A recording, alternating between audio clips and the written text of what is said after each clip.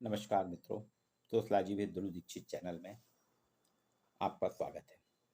जी हाँ, दीपावली हो गई। आज 13 तारीख है। 13, 14, 15, 15 की शाम को 5 राज्यों का चुनाव प्रचार थम जाएगा।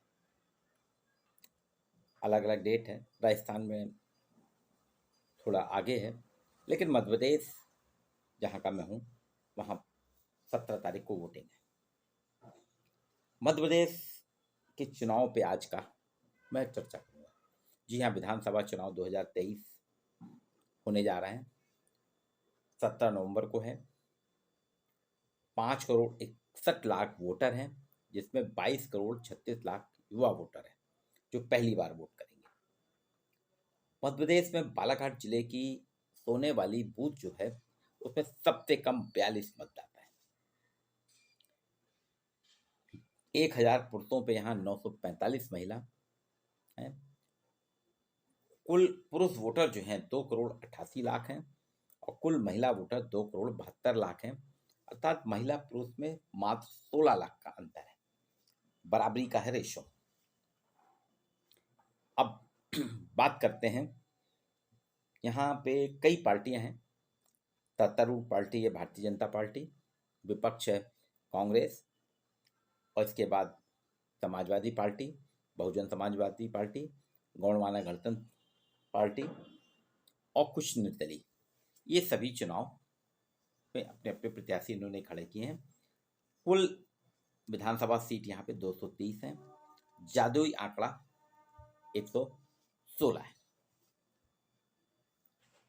कांग्रेस ने बहुत पहले अपना वचन पत्र दिया कि हमारा रोड मैप है, वचन पत्र है, और अभी नरक चौदस के दिन बीजेपी सत्तारूढ़ पार्टी ने अपना संकल्प पत्र दिया, जिसमें आरोप लगाया गया कि नरक चौदस के दिन इन्होंने दिया तो काउंटर अटैक भी हुआ कि नरक चौदस के दिन 14,000 महिलाओं को नरकासुर राक्षस को मार के मुक्त कराया गया था। हम महिला उत्थान की बात कर रहे हैं। ये तो चुनावी जंग है। अब इनमें दोनों में चर्चा करें अपन। देखिए, वचन पत्र जो है कांग्रेस का, वो कह रहे हैं 100 यूनिट बिजली फ्री देंगे और 200 यूनिट बिजली में 50% लगेगा, आधी। अब उसमें तय नहीं है कि मध्य प्रदेश के पूरे 6 करोड़ लोगों के लिए है, 6 से 7 करोड़ आबादी के लिए है, या कुछ चुने हुए लोगों के लिए। पर अभी तो अपन ये मान के चलें पूरे मध्य प्रदेश के लिए 100 यूनिट बिजली मुफ्त, 200 यूनिट आधा। किसानों के लिए 5 हार्स पावर के पंप जो है फ्री रहेगा, 10 हार्स पावर में आधा रहेगा। 27% ओबीसी आबादी को आरक्षण दिया जाएगा। 27% की उन्होंने बात की है। किसानों के सारे पुराने कर्ज माफ होंगे। बिजली के जितने भी पुराने बिल हैं सब माफ कर दिए जाएंगे। जनवरी से महिला सम्मान के नाम पे 1,500 रुपये प्रति माह महिला को दिया जाएगा और 6,000 रुपये बेरोजगारी भत्ता। एक और घोषणा हुई है कि मध्य प्रदेश में आईपीएल की टीम बनेगी, सभी को मुफ्त शिक्षा मिलेगी। लड़का हो या लड़की, सवर्ण हो, निम्न जाति हो, SC ST ओबीसी, सभी को मुफ्त शिक्षा, KG to PG। दूसरी चीज OPS, हाँ, ओल्ड पेंशन स्कीम लागू करेंगे। ये कांग्रेस के अपने वचन पत्र है कि हमारी सरकार आने पे सत्ता में ये मैंने कुछ खास खास दिए हैं। अब जैसे गेहूं का समर्थन मूल्य उन्होंने 2600 कराया है, धान का 3500 कराया है, किसानों के भी बहुत से कर्ज माफ किए हैं। ये मोटे मोटे वचन पत्र हैं। अब आते हैं सत्तारूढ़ पार्टी बीजेपी के संकल्प पर। इन्होंने पहले से ही, मुख्यमंत्री ने लक्ष्मी लाडली बहना योजना लागू की रखी है। लाडली बहना के तहत तो पहले 1,000 दिया था। जून जुलाई अगस्त में राखी आ गई तो उन्होंने उसको बढ़ा के 1,250 करा और अभी 7 नवंबर को भी 1,250 रुपये दे दिए। सभी बहनों के खाते में चले गए। लाडली बहना मध्य प्रदेश में 1,31 लाख हैं, जिनको अभी 7 नवंबर को भी 1,250 रुपये मिले। किसानों का भी वो 15 तारीख को 6,000 रुपये, राष्ट्रीय स्तर पे जो 6,000 रुपये मिलता है वो मिलने वाला है। अब उन्होंने कहा लाडली बहनों को हम पक्का मकान भी देंगे। जी हाँ, वो जनवरी से तो उनका कहना था कि हम 3,000 करेंगे, लेकिन पक्का मकान भी देंगे, हर परिवार के एक शख्स को रोजगार देंगे, जैन कल्याण बोर्ड का गठन करेंगे, ओबीसी आबादी के लिए, ओबीसी के युवाओं के लिए एक ट्रेनिंग एकेडमी बनेगी, प्रशिक्षण अकादमी बनेगी। मध्य प्रदेश में एम्स की तर्ज पे हॉस्पिटल खोले जाएंगे, आईआईटी की तर्ज पे MP IIT, MP AIIMS, MP IIT बनाए जाएंगे। ये इनके प्रमुख बिंदु हैं संकल्प पत्र के। और इन्हीं के संकल्प पत्र में ये भी है, पहले भी घोषणा कर चुके थे शिवराज जी कि महाकाल लोक बनाया है, ऐसे ओंकारेश्वर का भी मूर्ति का अनावरण कर दिया था शंकराचार्य जी की, और ओरछा में, चित्रकूट में भी वो कर रहे हैं काम। अब देखिए, ये चुनावी घोषणा पत्र है जो इस बार का चुनाव हो रहा है, जिसे कि वचन पत्र और संकल्प पत्र कहा गया। ये घोषणा पत्र कहते थे, पर कुछ सालों से बदल के इसको वचन पत्र और संकल्प पत्र इस प्रकार से कहा जा रहा है। ये सिर्फ लोक लुभावन है, सिर्फ बांटने का, रेवड़ी बांट रही है, फ्री बीज वाला है चुनाव। इस बार के चुनाव में, विधानसभा चुनाव में, किसी भी दल ने सतत विकास की बात ही नहीं करी। कोई भी सतत विकास की, टिकाऊ विकास की बात ही नहीं कर रहा है कोई भी दल। आम आदमी पार्टी ने तो कहा हम पूरी बिजली फ्री करेंगे दिल्ली की तर्ज पे, किसी से पैसा नहीं लेंगे, जल, बिजली फ्री, शिक्षा फ्री। तो आम आदमी पार्टी भी यही कह रही है। अब मध्य प्रदेश में जो 54 जिले हैं, अगर देखा जाए रेवेन्यू की दृष्टि से, तो कटनी खनिज, चूना, संगमरमर इससे आती है। इंदौर व्यावसायिक राजधानी है, वहाँ से आता है। मध्य प्रदेश में टेक्सास से आता है, मध्य प्रदेश की राजधानी भोपाल से टेक्सास से आता है, जबलपुर टेक्सास से आता है। बाकी छोटे मोटे रोजगार, खेती वगैरह है, आमदनी के ये सोर्सेस हैं। वह जो कर रहे हैं, ये 100 डबल प्लस कर रहे हैं, 100 डबल प्लस कर रहे हैं, क्योंकि आप महिलाओं को देंगे, युवाओं को देंगे, बिजली फ्री कर देंगे, आप बेरोजगारी भत्ता देंगे। हाँ, एक गैस सिलेंडर कांग्रेस ने कहा हम 500 रुपये देंगे, बीजेपी ने कहा 450, उन्हें 450 में लाडली लक्ष्मी और उज्ज्वला योजना के तहत रखा है। कांग्रेस पूरे प्रांतवासियों को 500 रुपये में गैस सिलेंडर देगी। अब इसलिए मैंने कहा ये जो व्यय है, एक्सपेंडिचर अब होने वाला है 100 प्लस प्लस, 100 डबल प्लस। जैसे बैंक में होता है ना, यूनिवर्सिटीज को मिलता है A+, A डबल प्लस, इसलिए यहाँ 100 डबल प्लस। आय की बात, टैक्स मध्य प्रदेश में 2 या 3% सरकारी कर्मचारियों से टैक्स आएगा, टोटल आय का 3% टैक्स आएगा। जीएसटी का पैसा आएगा 12%, कहीं 18, 12 से 18 के बीच में जीएसटी का पैसा। जीएसटी और टैक्स का अगर देखा जाए, टोटल रेवेन्यू ये आपकी पड़ती है 25% के आसपास पड़ेगी। अब यहाँ पे 25% मैक्सिमम, और भी जो खर्चे हैं, इनकम के सोर्सेस हैं, उनको जोड़ लें तो आपके 25% आएगा। और 25 में 100 डबल प्लस, यानी 100 डबल प्लस का मतलब होता है 300। 25 रुपये आपके पास आएगा और आप 300 रुपये खर्च करेंगे। वैसे भी कर्ज में है अभी मध्य प्रदेश, लंबे कर्ज में है, बीमारू राज से निकला था, लंबे कर्ज में है। और अब 25 रुपये आय के स्रोत हैं आपके, इनकम के सोर्सेस ऑफ इनकम है, और एक्सपेंडिचर में आपके 300 रुपये। आगे क्या हुआ, मेरा अपना एक समाजशास्त्री के नाते एक मेरी सोच जो है कि घोषणा पत्र में इनको घोषणा करनी थी एक टिकाऊ विकास की।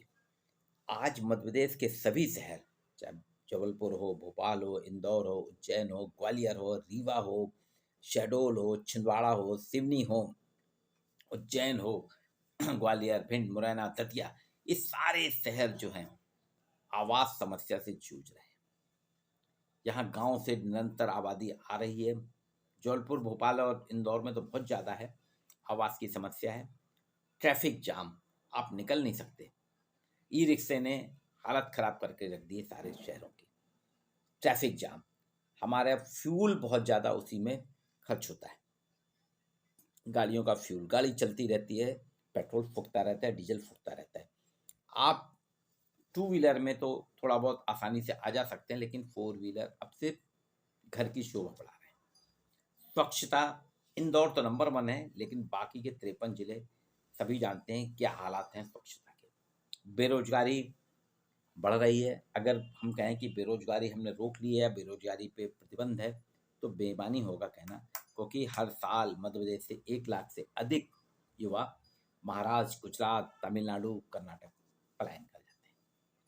देखिए यहाँ पे लगभग प्राइवेट और सरकारी 100 यूनिवर्सिटी है, 100 विश्वविद्यालय होने के बाद जबलपुर में तो 4 यूनिवर्सिटी है, भोपाल में 6 यूनिवर्सिटी है, लेकिन यहीं से युवा पलायन कर रहे हैं। अगर इन शहरों में 4-4, 5-5 यूनिवर्सिटी है, तो यहाँ से विद्यार्थियों को तो जाना ही नहीं चाहिए, लेकिन यहाँ से इंजीनियरिंग करने और मैनेजमेंट करने सभी छात्र, यहाँ तक अब स्थिति यह है कि बीए बीकॉम भी यहाँ से नहीं करना चाहता छात्र, पूना, अहमदाबाद, बेंगलोर, चेन्नई चला जाता है। बेरोजगारी से जूझ रहे हैं। दूसरी चीज जल प्लावन। किसी भी शहर के हालात आज ये हैं, आपने मास्टर प्लान ही नहीं करा, स्मार्ट सिटी भी बना दी, लेकिन ऐसी नगर नियोजन नहीं करा, टाउन प्लानिंग नहीं करी। अगर किसी शहर में मूसलाधार बारिश हो जाती है सिर्फ 3 घंटे, तो शहर में ही आपको नाव चलाना पड़ती है। हर शहर वेनिस बन जाते, चाहे वो इंदौर हो, चाहे जबलपुर हो, चाहे भोपाल हो या रीवा, सतना, नाव चलाना पड़ती, जल प्लावन की स्थिति बन जाती है।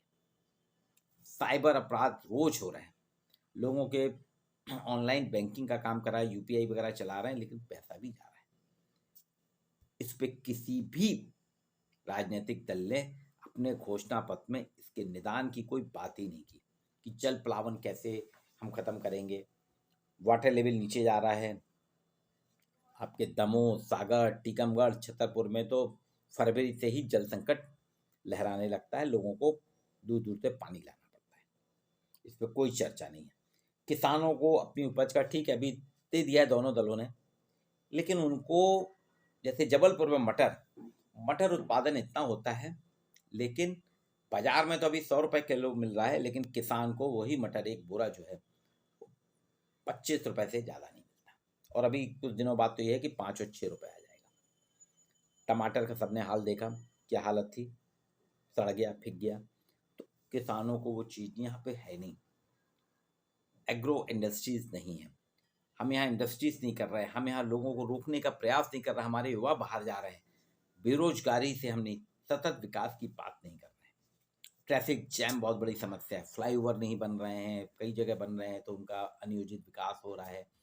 बाजार से जबलपुर शहर की तो बात करता हूँ, ये आवासीय शहर को कमर्शियल बना दिया। हर गली मोहल्ले में लोगों ने अपने बैठक खाने में दुकान खोल ली है।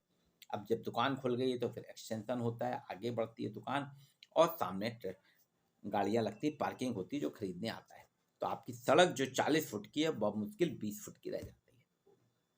यहाँ पे किसी भी प्रकार से नहीं। आय के स्रोत ठीक है, आपने ओंकारेश्वर, उज्जैन और ओरछा में करा है, मैहर में करा है, धार्मिक पर्यटन और इनकम तो आपकी आ रही है, ठीक है, लेकिन बाकी शहरों में तो ये दोनों ही दल सिर्फ फ्री वीज पे हैं। मुफ्त का चंदन घिस मेरे नंदन, मैंने आपको बताया ना, 100 डबल प्लस, यानी 300 रुपए आपका व्यय होगा सरकारों का और आय होगी सिर्फ 25 रुपए। तो आप सोचिए 300 रुपए खर्च करने पे और आय आपके पास 25 रुपए है, यानी 275 रुपए आप कर्ज में डूबते जाएंगे। तो यहाँ पे हालात क्या होंगे। लेकिन राजनीतिक दलों को सिर्फ अपने वचन पत्र, घोषणा पत्र, ये घोषणा पत्र वचन पत्र है, कोई स्टाम्प पेपर में लिख के थोड़ी दिया कि हमको करना ही है।